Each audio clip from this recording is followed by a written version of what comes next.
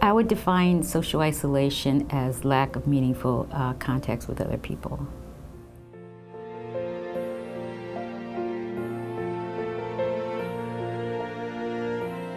Social isolation is being isolated from people or activities that you care about.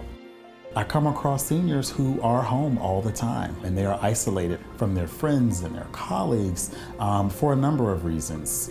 Social isolation is when somebody is not actively engaged in some sort of community. It can be either voluntary or involuntary. We can see it when it's clear that the person's level of interaction is not enough to keep them feeling healthy, happy, and productive. There's two kinds of isolation, and we can look at that in different ways. There's isolation from other people.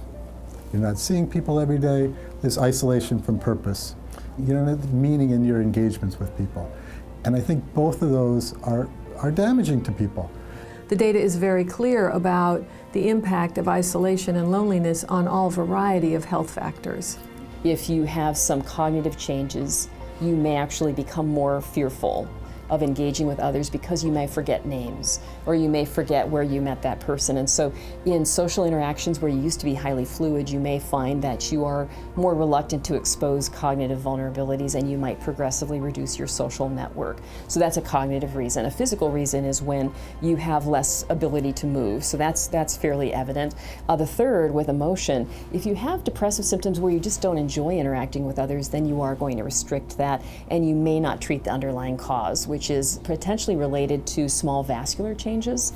People in later years of life are often left with a sense of loss of what they had. And if that isn't filled in with other productive activities, with finding meaning, then new emotional issues can crop up like depression. And if we lose a partner or we lose our friends, then another challenge that we often see for people as they age is loneliness and becoming more disconnected, more removed and isolated, which can be very damaging and destructive and can lead to depression, anxiety, which can lead to a variety of health issues.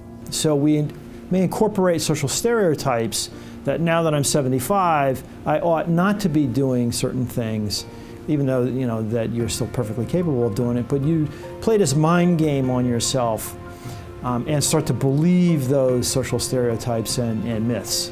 Sometimes your health starts to deteriorate and you keep thinking you're 20 years old, but your body is telling you you're not any longer. So their body doesn't do as well for them. And then they get very uncomfortable and you can start seeing some of that, what we'll call some anger that may come up because, as they say, the body is failing, but they still want to activate and then they eventually give up.